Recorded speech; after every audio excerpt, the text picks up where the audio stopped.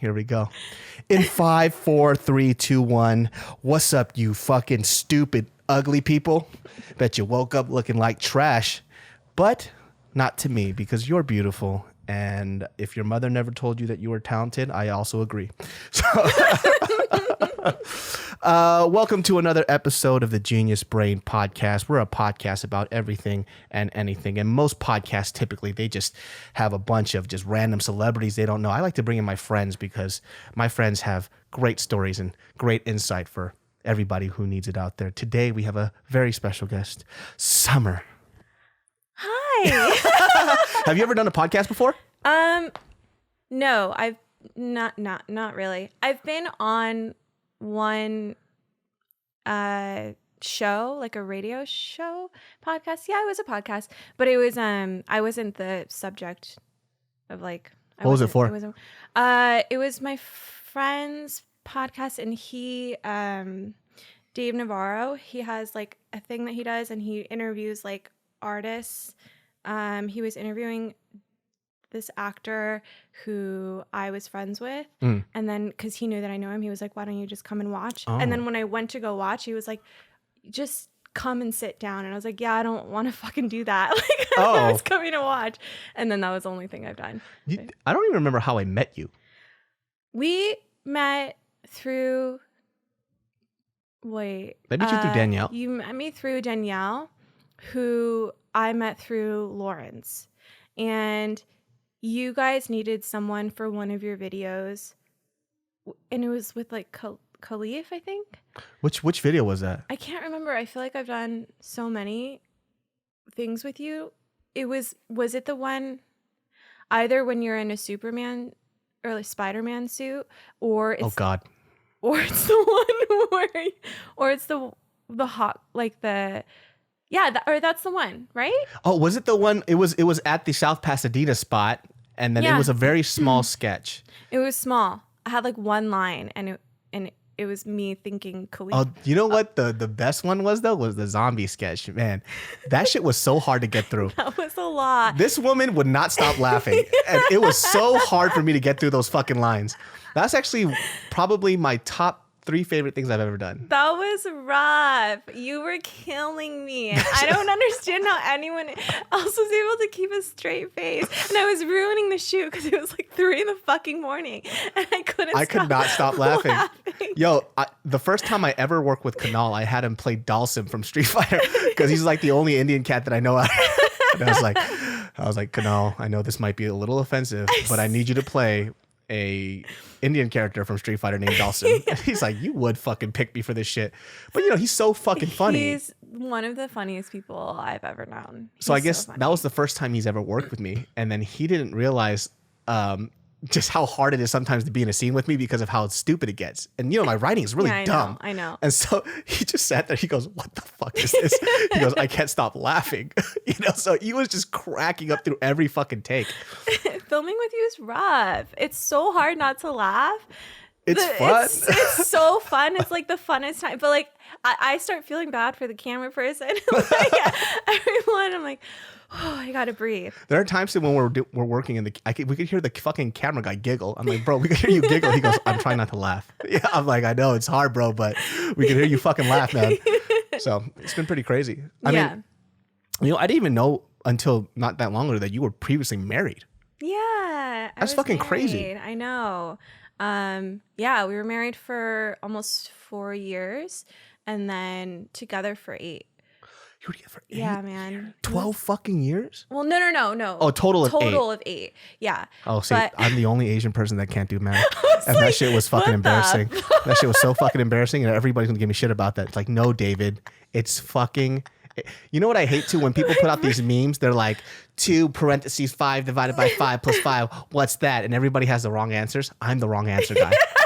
And I don't even answer. I wait for everybody else to answer first, and then I write my response. And I go, you guys are so dumb. Is this answer? But I had no clue. Damn, that shit was embarrassing. Yeah. So 17 years, huh?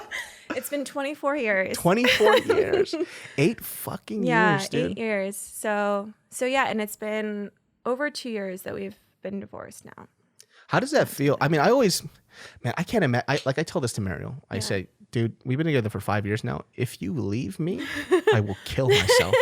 If you fucking leave me, I will die. Have that on your conscience. Good night, sweetie. So do I want to kill myself? Yes. But did you No. was it a mutual breakup or did you guys? It was mutual in the end. What happened was he was the one that we had been back and forth on and off. Like, Yeah. we separated before that happened for a while. And then we decided to work on it again. That happened a few times throughout the time we were together. He had initiated it that last time, and he had just said it during this like argument we were having. And my brain was like, he had never left. I was always the one that said, I don't think we can do this anymore. It's just not going. It's at the end of the day, you're who you are. I am who I am. And it's like forcing people to be someone that they're not. Yeah. So when he said it, my brain exploded. I was devastated for like an hour. And then I went to my girlfriend's house and just like I just like calmed down, and it was what was best. He was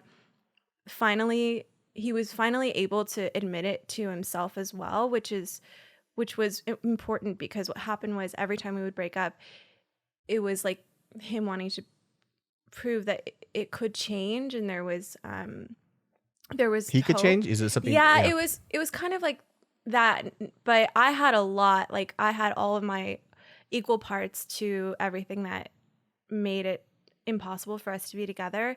But it was always like him, telling me, trying to convince me that it could be different. And so when he said like, we just can't be together anymore, that I think it felt so final, because it was finally him understanding like I was kind of right those other times when I kept saying that we just can't keep doing this. When did you guys first get to that point though? Because it was an 8-year relationship. So dude, like, I mean, there were a few different points. Every time we broke up, it was twice before we got married, and then once we had gotten separated while we were married.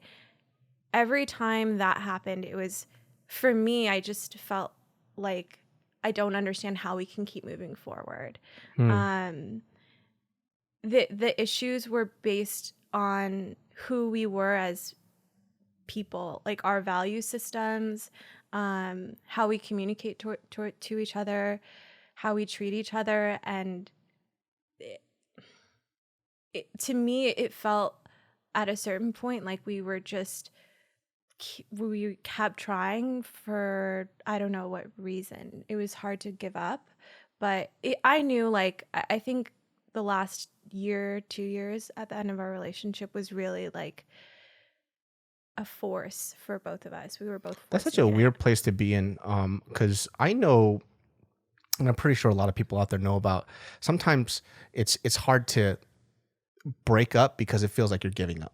Exactly. And that's what I never wanted to do. He had done, so much for me and was there for me at like one of the hardest times in my life, that to me, I just felt like, how can I let this go? Like, that's how I looked at it the last time we were trying, is there's no, after everything he's done for me, that was my mentality at the time. How can I leave him? We have to figure it out.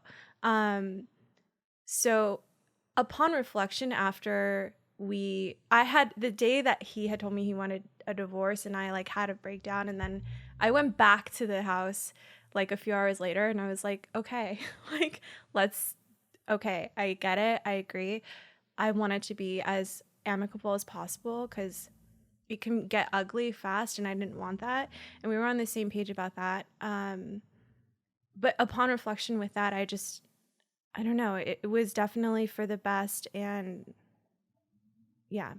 Damn, that's kind of crazy, because I can't imagine putting yourself through that last few years, right? Because it's just, it must feel like you're in limbo. Because you're with this person, but you don't want to be, but you should because you have this certain sense of loyalty because of what he helped you through in the past. So you're just going back and forth constantly. I mean, how do you deal with that shit? Because I'm a very just kind of like, ugh, just get the fuck away from me. You know? It wasn't that I didn't want to be with him. It was more like I was like, how much can I deal with? Like, you know, he parties a lot. So it was like, how much, like, for instance, like, that's like one example of like one of our huge differences. So like, how much can I deal with that? Like, I need to just accept that this is a part of who he is and stop fighting against it. But at a certain point, you make allowances that go against your value system. Yes. And I think that's where I was struggling the most. And it wasn't fun. Like, it's weird. Like there wasn't a lot of great communication towards the end, or any really. And there was a lot of, you know, contempt, which is really unhealthy. And there's a hard part right there too, because I just talked to a friend yesterday. I'm over here, Mr. Counselor, but I just talked to a friend yesterday because he split up with his girlfriend, right? Yeah. And you know, typically what happens is when you go through these conversations, they'll say things and you kind of pick apart what they're saying, right? Mm-hmm. So he mentioned something along the lines of his girlfriend, she likes to party a lot. Mm-hmm. And he mentioned a couple of times, he goes, but it doesn't bother me. And I was like, well, hold on a second, dude. Within this conversation, you mentioned a few times that she goes out partying and it doesn't bother you. If it didn't bother you, you would have never mentioned it to me. It does bother you. Yeah. And I was like, the problem is that I think he doesn't want to be the controlling boyfriend, right? He doesn't want to be put in that light, and he doesn't want to give that reason to them to throw it back in his face. Mm-hmm. So for him, it's like, oh no, I'm cool with it. But I was like, see, you're not cool with it though. Yeah. That's something that's fundamentally something that isn't who you are. Right. You're not a partying person. You don't like the people that she hangs out with. Right. You don't like this stuff. This is something that you should be able to discuss openly. And if it's a breaking point for you, there's no way that you're going to be able to swallow this big pill every fucking time. No. And so it kind of came to head for him. Yeah. And he's going to go back and talk to her about it. Yeah. Because it does bother him, because I guess for her, she kind of travels and does her own thing without him, with her own bunch of friends who he says is not really her friends. That's like her party friends. And so he goes, I don't even know them. They're not really your friends. You're going out on these trips that you're not even paying for. Who's paying for these trips? And I'm just supposed to be okay with it. And he goes, yeah, I guess I'm okay. No, it's never, I guess I'm okay. Are you okay with it, or are you not? Yeah. That's what I mean when I say, like, when you get into a relationship, you make allowances because they're a fucking completely different human being than you. So what are you okay with? What are you not okay with? And at a certain point, sometimes before you've done a lot of work on yourself, I think people tend to make allowances for certain behaviors or patterns that go against their value system, but they're not able to really register that that's what's happening until you're a year down the line and it's eating at you. Yeah. You know, it takes time for those things to have the effect that it will eventually have on you. And by that point, you're this far along into the relationship. Yeah. So it's like, how am I going to fucking give this up now? Why not put more work into it? But that's why I think it's so important to have done the work on yourself before entering a relationship, so that you can know what you're okay with and what you're not okay with at the base level of who you're bringing into your life. And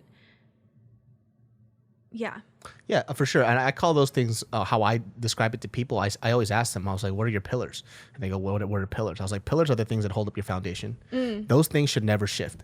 Right. And if they shift that foundation, then that might be something that you can't really compromise for. I was like, find out what are the things that you will never compromise for. Yeah. And for me, I have those things. Yeah. She never touches those things.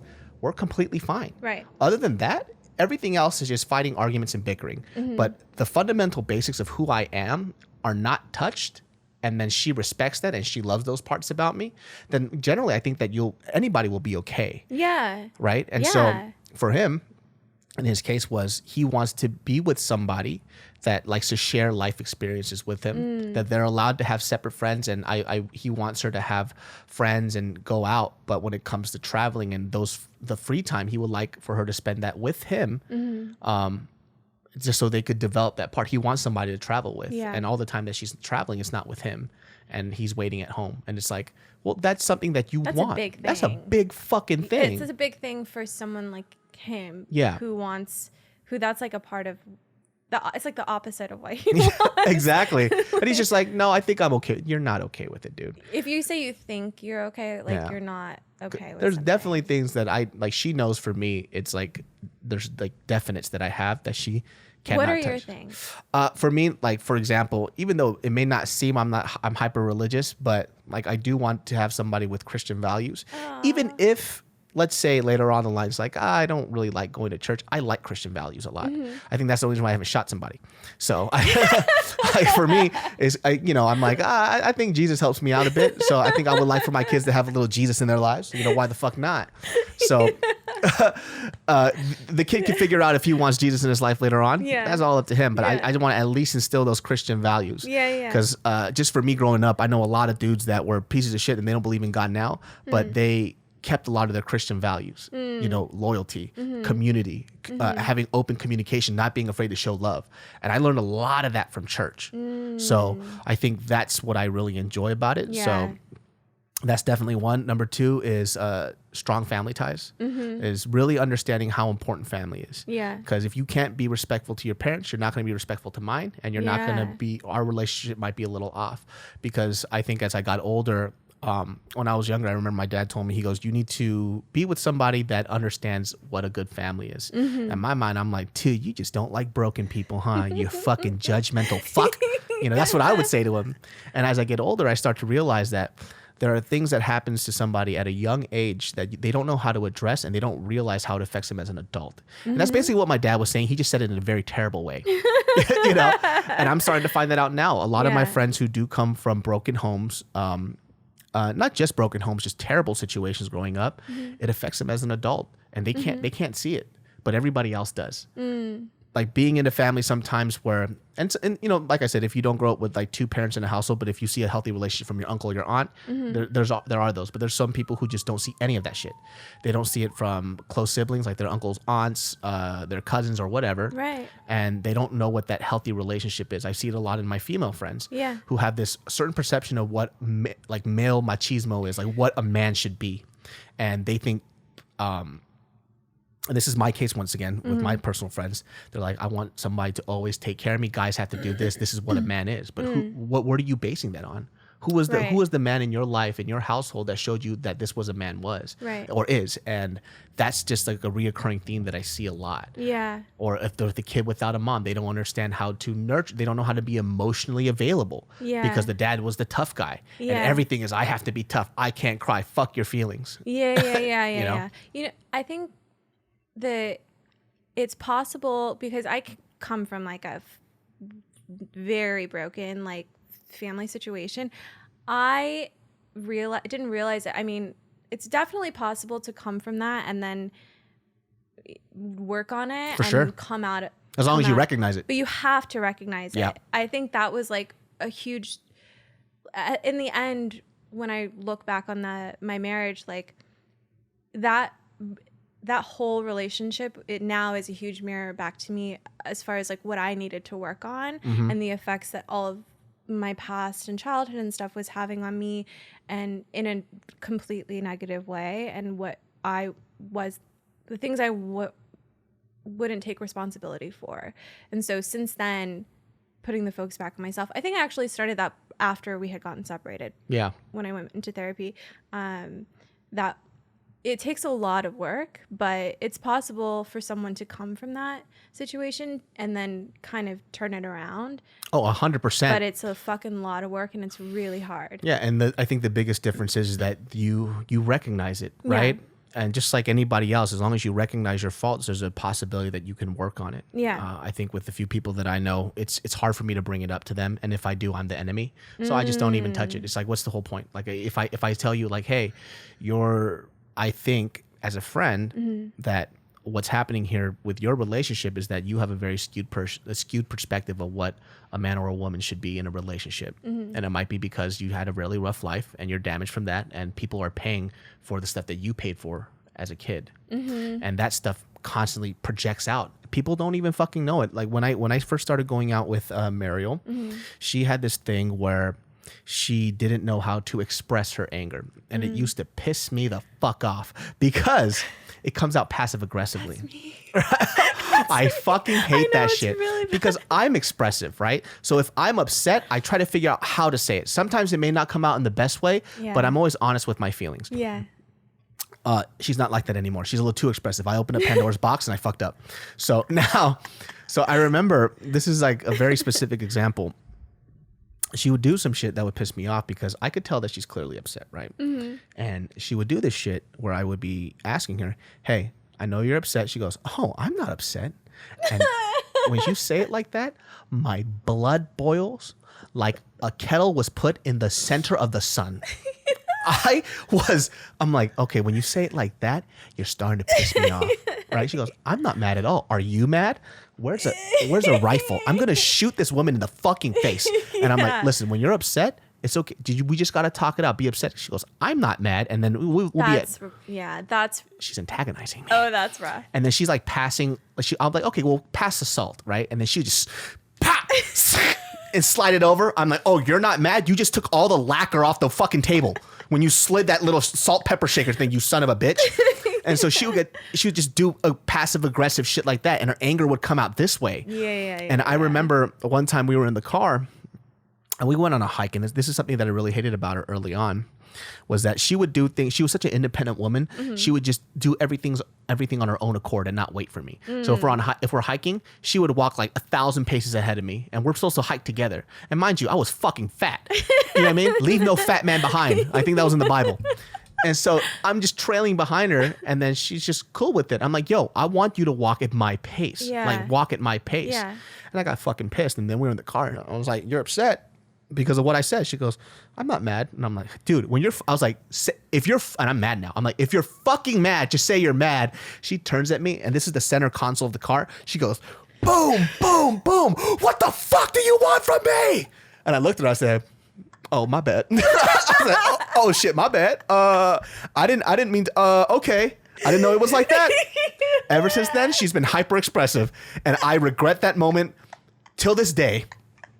That is fucking funny. But the funny thing is, all jokes aside, I'd rather have that than having to deal with a pissy ass person for the whole day. No, passive aggressive is so unhealthy, and that's how that was like one of my many flaws in my last in my marriage. Like it was now when I think about it, I'm mortified about the things that I used to do. I mean, I've worked on it, and it's very not really there, and I know how to catch it and hold myself responsible in the moment to kind of get out of whatever pattern of behavior I'm getting into. But that shit's like, it's unbelievably unhealthy to be passive aggressive. Oh, for sure. Like communication is always key. Just learning how to talk things out. And there's this balance that sometimes people forget of how to be really affirmative with your words without being aggressive.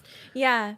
Yeah. And also communicating without assigning meaning to, because when someone upsets you and you're trying to communicate what's going on for you, you have to do it without assigning meaning to their behavior. Girls suck at that. girls fucking suck at that. It's hard. Because you know why? What you bitches do? You bitches ask questions like it's a command. I don't even know how you do it. It's like, oh, so you're just going to leave the garbage there? It's like, hold on a second. Are you asking me to take out the trash, or are you trying to fist fight me right now? Because I will we'll put on gloves and we'll go. That's how Mariel does shit. She goes, oh, so we're just going to leave the air conditioning on all day. That's cool. And I'm like, what is this? What's going on here? Just tell me to turn it off, and then we're pretty much good to go. Yeah. Girls are so good at that shit, and it just gets under my skin. Oh, God. It's annoying. Yeah. It should get on your skin. That shit's annoying. She always does that shit. But she's so cute. And I'm just like, oh, dude. But she still does that till this day. Like, it just bothers me. But then I always joke about it. So do you say something in the moment? Or, like, do you, like, snap back?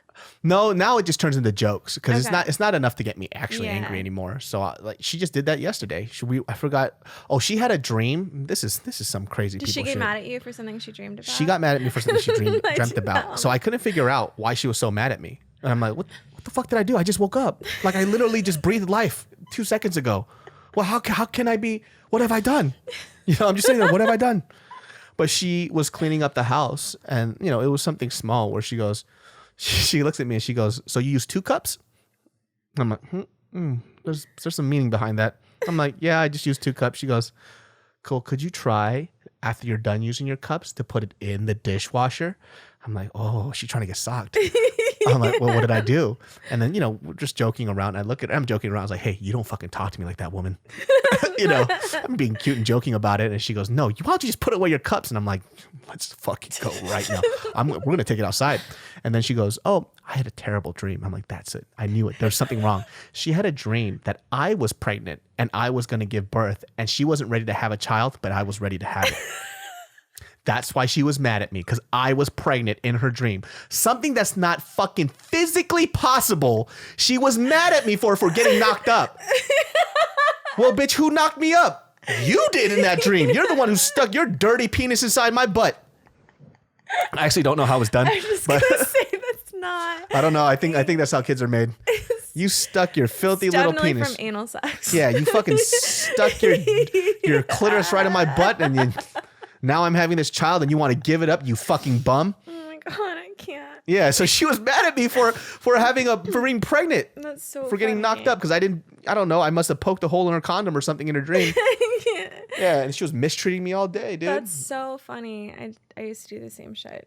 That shit always gets me too. And there's this other time where this is probably our last, it wasn't really a big fight, but I was pretty upset, where woke up in the morning and same thing. I woke up and it's just all hell broke loose. And she's just mumbling to herself, just fucking, and she hates clutter, right? So this is as cluttered as the apartment gets. Yeah. It's very clean. It's so clean. And so I forgot what we did, but the apartment was a little messy. And we both agreed the night before that we were going to leave it alone, shut off the lights, and clean it together in the morning. Well, she woke up earlier than I did. And so she's just stomping around and she's being fucking mean. And I come into the room and she's just like mumbling and, you know, talking shit about me. Yeah. And I'm like, the fuck, bitch? Talking shit about you. Yeah. And I'm like, I go, okay. And I lightly close the door, right? Yeah. And she comes back out. She goes, thanks for slamming the door in my face. And I just had it up to fucking here because I just woke up. You can't. I can't. I'm like, you're like, I need to wake up before you fight with me. Yeah. Like, And I'm so not even awake. I looked at her and I just come into the room. I'm go, what's the problem? And she goes, you're just over here, just slamming door. I was like, nope. What is the problem? She goes, no, you slammed the door in my face. I was like, what is the actual fucking problem? What is the problem? And I'm so mad. I'm banging my chest like a fucking gorilla. Right? I'm like, what is the problem? It's not that. What is the actual issue that you are dealing with right now? Yeah. And she goes, the house is a mess. Oh. And she starts tearing up. And I'm like, oh, she must be on her period. I'm like, hey. I was just going to say, for sure, she's PMSing on her period. I was like, are you on your period? She goes, I think it's coming. My boobs hurt. I go, okay. Now things start to make sense. I would fucking love for a pill to be invented for a man to have to take so that he could feel what it's like to PMS and then to be on their period. It is completely out of our control when it's happening. I hurt my own feelings all the time. I'm in bed, like literally just in bed thinking about something. I'm like, this is 100% my life. Like everything's going right. And I'm like, everything is fucking in the gutter. No one loves me. Like I'll go, it's unbelievably not like out of our control. I completely agree because I've learned to give those, I call those grace days. Like that's, I'm like, I'm just gonna, by faith and grace, I'm going to internalize that you calling me a fat fuck was simply your vagina talking. It was simply your ovaries exploding in there, and I'm just gonna let it go. I have to. I know. Because she knows it's wrong, Yeah. but she has to say something. It's like you have to say, that's what I in my last relationship, I would say something and be like, I'm going to apologize immediately, but I need to say this. And then I would say it, and then I would say, I'm really sorry. And then we're over here like crying too. I like, know. oh. I know. Because you know why? Because it makes you guys feel better that we're in pain as well. No. It's like, oh, you're in pain? Well, guess what? My pussy has been sneezing blood all day. How about that? That shit's scary when you like get into a new relationship and you're like, okay, gotta like work on this and try and not. You know what the most difficult shit is? Is that there's no winning for a guy in this because you're so emotional. You need emotional support. So you kind of want us there, but at the same time, you don't want us there because you want us to shut the fuck up, but still say stuff to comfort you. And then you say something and it hurts our feelings for no damned reason. If I do, damned if I don't. Because my other thing was before I found a girl that I really cared about, I would just disappear. I would disappear like a deadbeat dad. I would just be gone. I'm like, oh, period. I'll see you in 3 days. Boom, gone. But with her, she's just like, oh, you're just gonna, this is a life thing, right? Until I stop having, you're just gonna leave whenever you want. I'm like, I guess I'll stay here. Would you like some water? Why? Because I look dry in the face. I'm like, no, you look fine. Like you don't need water. Oh, because water is like fucking for life. You want me to fucking die? Is that what I'm like, okay, excuse me. And I get the shotgun and I put it right to my butthole. And I try to fucking somehow hit the trigger and then blast the fucking shotgun shell in my ass. Fuck, man. I didn't realize that because she's my first longest relationship. Yeah. Everything else was short and we were such long distance. I could just not be there if I didn't want to. That's what's hard about like getting into a relationship where you realize the stuff that you have to it's fucking hard through. And like go, like every time you get into a new a new issue that's like, especially when you're first dating, something like that, like your first fucking experience with her being on her period or whatever, you're just like, okay, I gotta like, if I want to this, I can't let this stop me from showing up for her. You know? For sure. Like it's just, you know what it is? It's fucking death. And I have never been in a situation where I was just like, I just can't escape. Yeah. That's what happened when Meryl and I first moved in together. I was so used to having my own place that when shit got crazy, I just go, you know what? I'm going to bounce and I'll come back tomorrow. I'll talk to you when you're level-headed. And we got into this huge fight. This is the first time that we moved. This is about a year ago. And that was like probably the last big fight that we had. And I remember like a 5-year-old, I said, I'm out. And I grabbed my bag and I put my shit in it. And I looked at her and she looked at me. She goes, where are you going? I was like, oh, I'm home. She goes, what do you mean? I'm like, I have nowhere to go. I was like, this is my house. I started having an anxiety attack. I was like, I can't go anywhere. Where am I going? I was like, I have nowhere to go. This is my house. And so she's looking at me. She goes, yeah, this is where you live. And I'm like, I know. I can't run. Like I had nowhere to go. So I was just holding my backpack like a little fucking 5-year-old. That sounds terrifying. Yeah, I didn't stick in my head. That sounds terrifying. Do you think how old are you? I am now 32. 32? I'm 31, turning 32 next year. Okay. All right. Do you think before Marielle, did you feel like you had commitment issues? Oh, definitely. Yeah. It was easy for me to just bounce just because. Like anything that would happen that would make you uncomfortable and a feeling that you didn't want to feel, you were like, I don't need to feel this. I'm going to. Oh, no, it wasn't like that. It was more, we're not compatible. Like this does not work. And I would recognize it pretty quick. Right. I think that happened because my very first relationship, I was trying to force, this is when I was 18. I was trying to force things that just wouldn't fit. Yeah. And I just made it a point to never do that again in any relationship that I had after that. So with her as an 18-year-old, you think that this girl is your fucking world. It's your very first girlfriend and you think that she's going to be everything. You're going to get married, all this other bullshit. And I felt like I wasted the most amount of time with her. And from that point on, I said, when fundamentally things aren't working, you got to learn how to cut it out. Yeah. So and I think I did a good job of that. I didn't really date around. I dated around a lot, but I never stayed in committed relationships a lot. Did the commitment itself scare you even if you came up with someone that like you enjoyed? Oh no, it was somebody I did not enjoy and I would leave them. Right. So then I don't know if that's actually a commitment issue. Yeah. Because usually the way I think of people with commitment issues is even if it's someone that could be good for them, the commitment itself to stay together and work through shit is terrifying. Yeah. Because I think I'm very not typical in the sense of, even though a lot of my guy friends were like this, I was never scared of fucking one vagina. Like I wasn't scared of just being with one vagina for the rest of my life. You know, Never heard one vagina before. Now it's my favorite. yeah, it's word. like a Russell Peters thing. He goes like one vagina. Like I'm not scared of one vagina. Like So I was never scared of like, oh, if I settle with this person, I'll never get to have another first date or fuck somebody else again. I never really had that. So it was more like if I find somebody that I really fuck with for the rest of my life, I like that because I like monogamous relationships because there's that singular support that you get for somebody that knows you inside out. Yeah. I love that feeling. Yeah, me too. So, for example, when we first did it, I didn't realize I had anxiety, but I do have anxiety. It's because for me personally, I don't like labeling things because it feels very defeating. Because it feels like if I label it this, then I'm stuck with this ailment. So I just deal with it as if it's an individual problem, and it'll go away and it'll come back. That's how I mentally deal with my shit. But I have anxiety issues. So when things are in disarray and not in order, freaks me the fuck out. I like being in control of things. That's why I don't like smoking weed.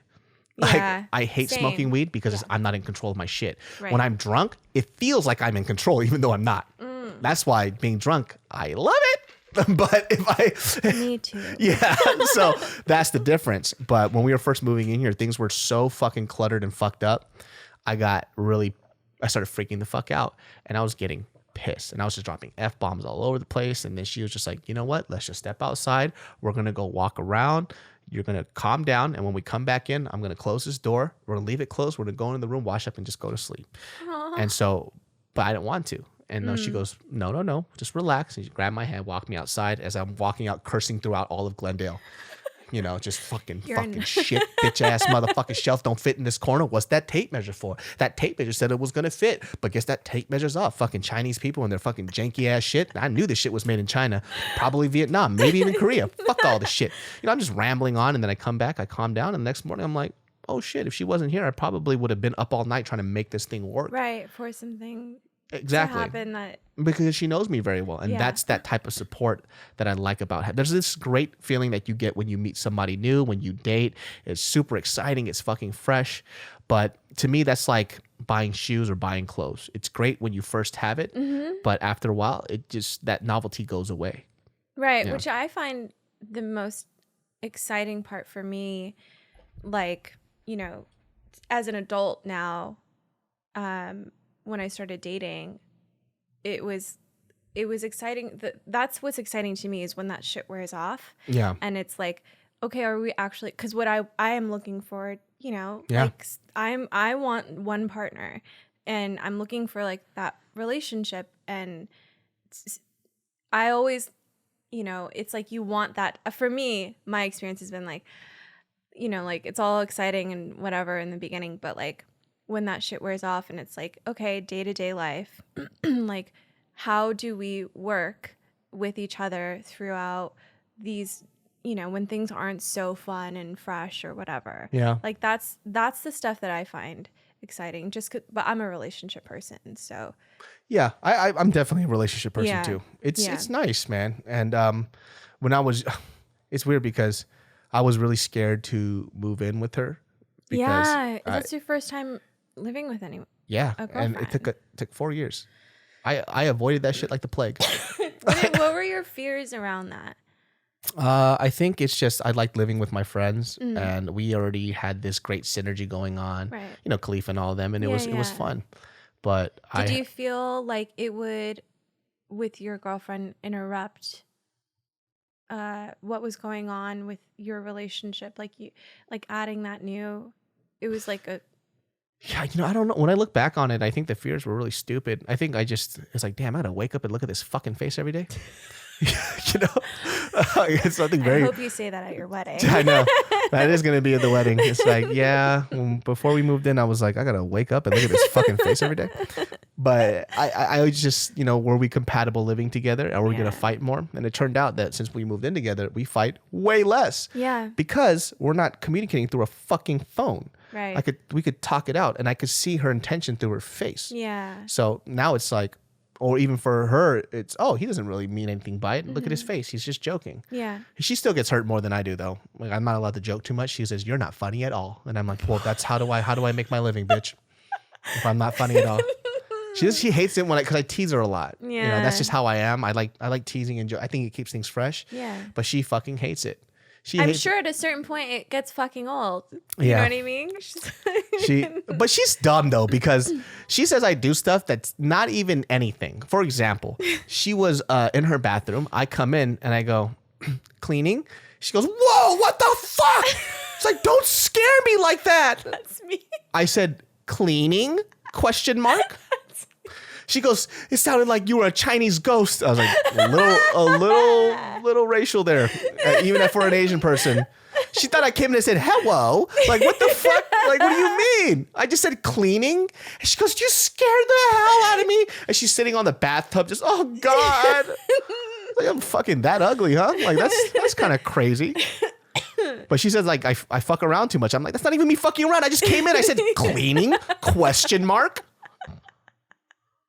She's a funny girl, though. I think if I wasn't with her, I don't know who I would be with, because I'm a very eclectic person. I'm very weird, and she allows me to be weird, and she's very weird too. Yeah, and it works well together, it seems.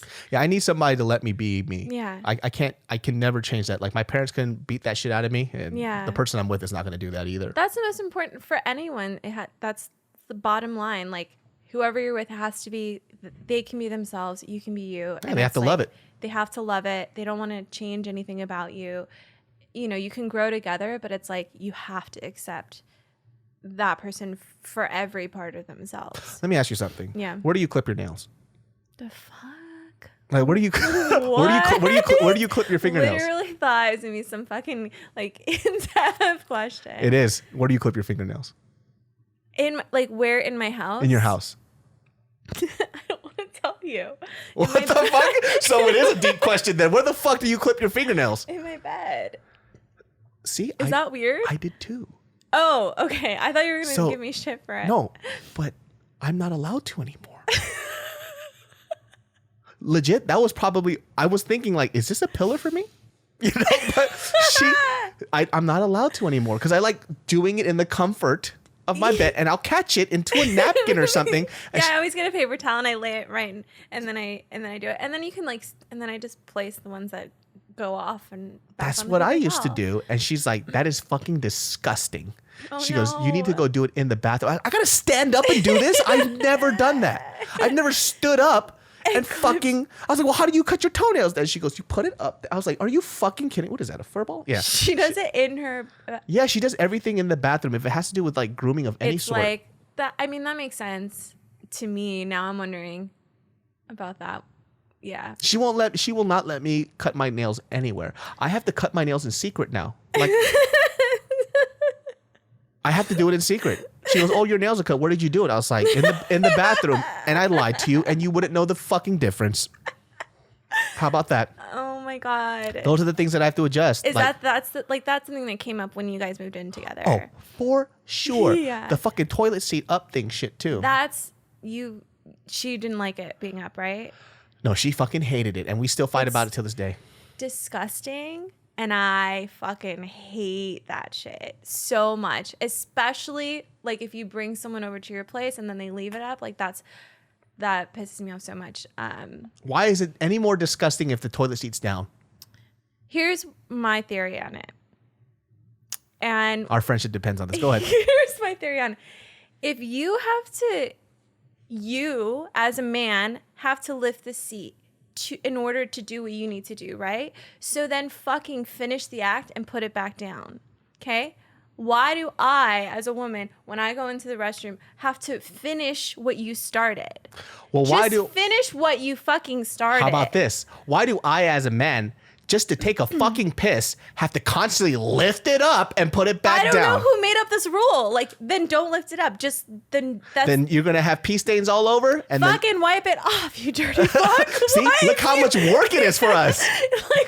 like wipe it. But that's a part of who you fucking are. Okay, you're a man, and this is a part of being a man. There are things that we have to deal with that we don't. You tell that to Caitlyn Jenner. How about that? Yeah. How about that? Okay. No, the guy I'm dating now, he puts the seat down, and I love it so much. She made this rule now. She goes, fine, if that's the case, and that's your argument, she goes, we have to put everything down, the top and the thing.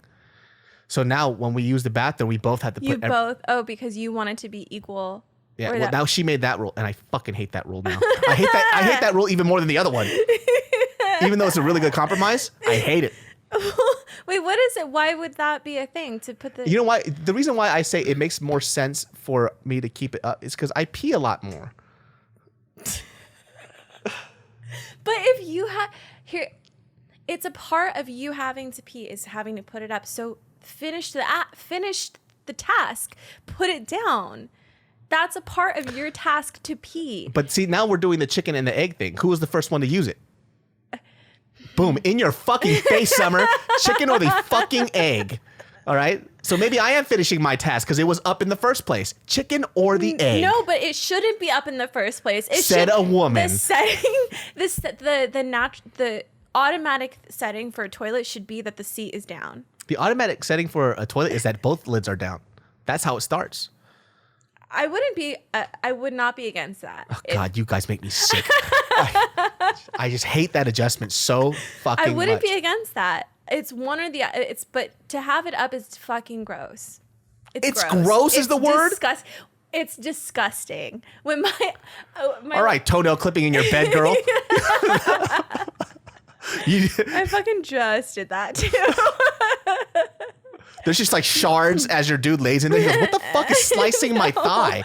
It's like, oh, that's my big toenail, the boomerang right here. No, we haven't had the conversation yet. We'll find out. Well, he's going to find out when he watches. He goes, hey, I saw you in the... He's going to find out that I clipped my nails. So the other day I woke up with scratches on my back. Oh, no. Is that from your toenails? Oh my God, Summer. I guess that makes sense. That was one of the bigger adjustments too. And I also found out that even though I'm a clean person, how clean I am does not match how clean she is. She's way cleaner than I am. Oh, really? Because she thinks I'm a fucking garbage can. And I'm like, dude, this is pretty clean. Yeah. But you like, I was having this discussion with my boyfriend. Like, he doesn't like to clean surfaces. Like, he's super tidy and everything's always like clean and put away. But he doesn't like to clean like the surfaces of the things. It's better. I would rather have somebody clean a surface than be tidy, because it's disgusting the other way around. You have to clean shit. Yeah. Well, no, he hires someone to do it. Oh, that's fine. But that's even better. But for me, like I'm tidy, and then I also need everything. It's almost like a problem. Like I need everything to have no dust on it. And so I'm always... Well, good luck in LA, because that is a fucking hard task. Everything has dust here, dude. It's disgusting. I know. I'm always cleaning my place. Always. Well, that's good. I'd rather have somebody clean, because I can't stand filth. Like, filth bothers me. Yeah, me neither. Yeah, me neither. It's disgusting. It's like a deal breaker when you're dating. I made it a point when I was really, really fat that I would never be the fat, smelly guy. Like, I was going to be the fat guy that smelled surprisingly good. Was this like a thought you had while you were laying in bed? You're like, okay, if I'm fat, at least what are the other things? It was never if. I was born fat and I stayed that way. And I know my other fat friends, they always smelled like shit. And I'm like, I cannot be one of you fat people. I can only be this fat person. Where a girl hugs me and she goes, you smell great. I'm like, damn straight I do. I would keep like extra shirts in my car because I get extra sweaty, and I would switch that shit out. Yeah. I sweat so fucking much. I sweat a lot too, but you know. Really? Yeah, I do. I sweat a lot. Like it's a problem. Like if I get even a little bit nervous, it's like I get. Dude, don't ever back me up in court. I fucking swear to God. If I get nervous, I tell the two flaws. I tell flaws. I tell the truth immediately when I'm nervous, and I sweat immediately when I'm nervous. Yeah, don't you ever. I'm so glad you didn't grow up in the hood. Everybody would have got snitched on by you instantly. Did. I grew up. What's wrong with you, bitch? That's why I just didn't talk to anyone. What the fuck? Just a cop comes around the neighborhood. So what happened last night? Worst. Let me tell you something here real quick. I called the cops all the time when I was little. I was the worst. Fucking rata, dude. How could you? I can't. That's why I can't live in this I wouldn't tell cops shit even though it would benefit me. Yeah, I know. I mean, I fucking can't stand them, but at the same time, I'm like the first one to dial. Oh my God, dude. We're no longer friends yet. Toenail clipping, toilet seat down snitch. What's wrong with you, dude? See, this is why I bring people on this podcast, just so I can find out who they really are. They really are. No. You fucking snitch. I feel like, have I ever snitched on anyone? No, I mean, no. I don't know. You're calling the cops on people. You have snitched on somebody. That's definitively snitching. No, but it's like, shady shit's going down. I'm like, get it out of my street, even though it's where I live. You know and how it'll bad never I am? stop. I'm going to say this on the podcast, and people will probably judge me for this. In Glendale, the first few nights, I was laying down in bed, and I heard a woman screaming at the top of her lungs. She was like, get away from me, get away from me. I woke up, I said, she'll be fine. My God. And then the next day, I heard the same thing. Get the fuck away from me. I told you to leave me alone.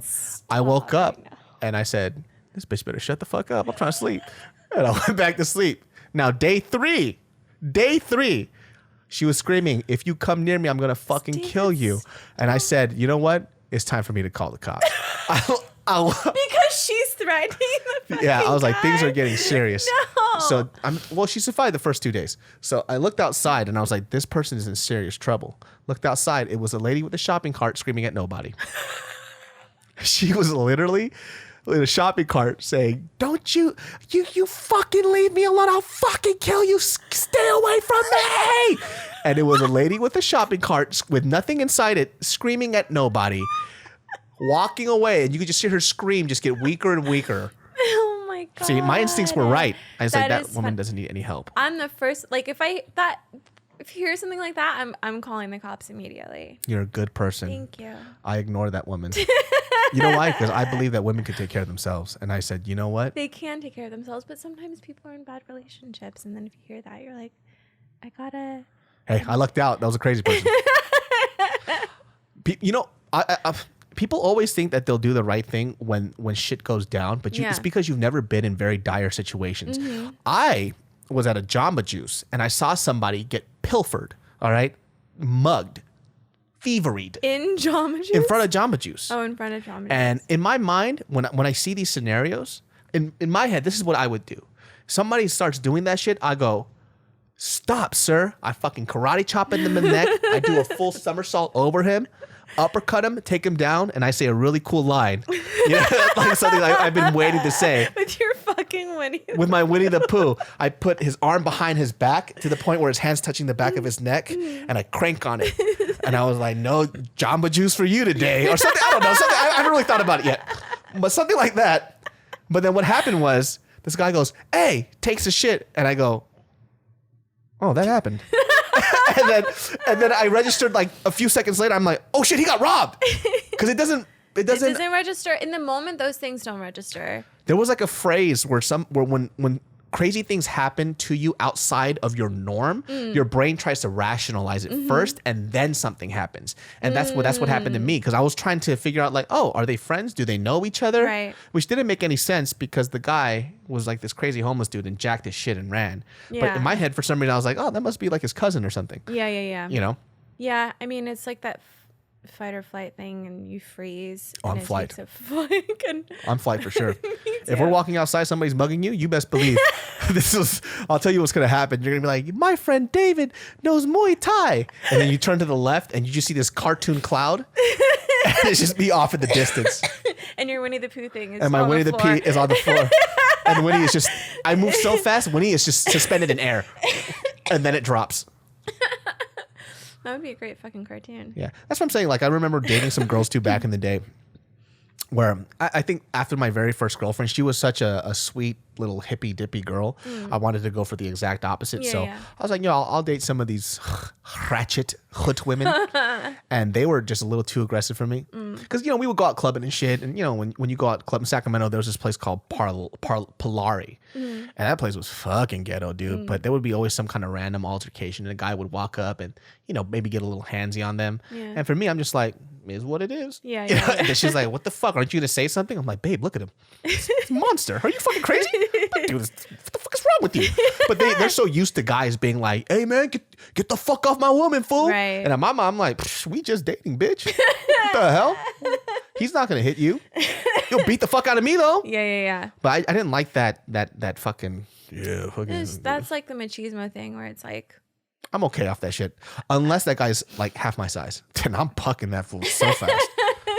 Fuck that shit, dude. yeah, I don't like that. I didn't like that part of going out when I was younger. That like fucking weird ego thing if someone's dancing with you and then someone sees it, or whoever you're dating sees it and then they get fucking weird. Like I hated that. I hated that part. Yeah, when you're young though, you're just full of testosterone, and you want to, you just want to piss on everybody that's yours. Like, this is my woman, and you piss on her ankle. I think that's what guys did. That's what it is though. They get really possessive when you're young. Yeah. I was like that too. I was so jealous, and for the right reason. I got cheated on. But maybe I pushed it that way. Who knows? Right? But I remember first relationship? Yeah. My first relationship was so weird because I wanted to keep her to myself. Yeah. Because she was like my prize girl or whatnot, which I don't fucking even know why. I look back and I'm like, what's wrong with you, dude? Yeah. It's not even your type. But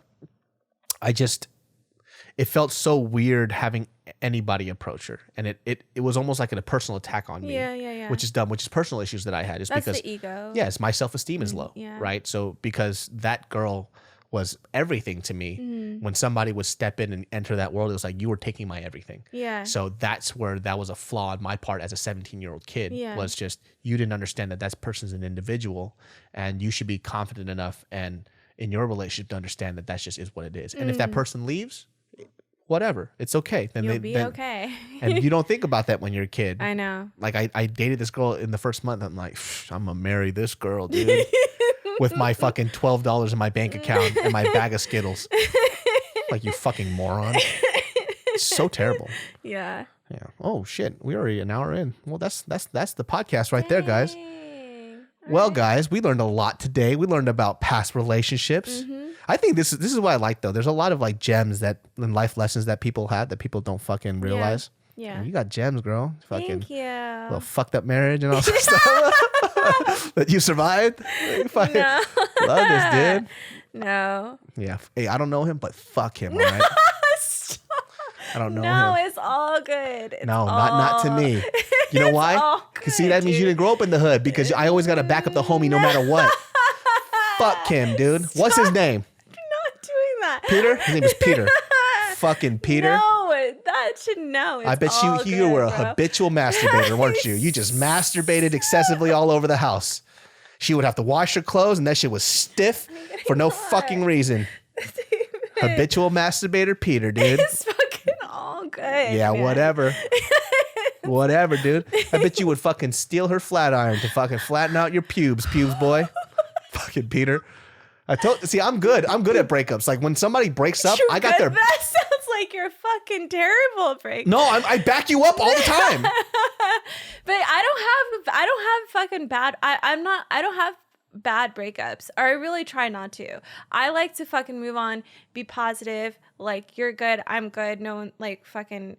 Damn, you're tight, not me. I wish the worst upon them. No, never. Oh, God, Summer. No. That's how I cope with things. Because if we break up, I'm like, I pray that you meet somebody that breaks your heart. Oh my God, no. I genuinely, I'm like, I hope that you meet someone that's like amazing for you, accepts you for who you are, and like, and then breaks up with you after they find something better. That's how I do it. I have to. I have to. It makes me feel better. Yeah, but fuck you, Peter. All right? Just waking up every day, huh? What do you do, huh, jackass? Waking up every day. Yeah, just waking up, opening your eyes, huh? Like a fucking loser. Just breathing in oxygen, all the Earth's oxygen. You don't even deserve it. What else do you do? I bet you rob older women, huh? I can't. Yeah, stupid ass. What did he do that made you mad? Tell me right now. Oh my God. Bet you didn't support her dreams, huh? No, that's not true. Shut up. Here we go. These things, I would not. These things are not true, and I would never fucking no. You were a pedophile. I got your back. Well, guys, this podcast. I can't believe that's what it turned into. That's right. I'm backing you up 100%. Dude, I'm dying. You guys can catch us on every single audio platform on iTunes. Give us that 5 stars. Summer, where can they find you? They can find me at Summer Rose Slim on Instagram. I'm not on Twitter. She's not on Twitter. You'll be great at Twitter, though. Thank you. You'll be fantastic at it. Thank you. Yeah. Thank you guys for listening and watching, and we'll see you guys next time. And fuck Peter so hard in the butt. No. fucking flat booty. What do you sit on, huh? You sit on nothing. You have no butt. You just sit on your tailbone every day reading a Bible that you can't even read because you can't read, dummy. Bitch. I got you.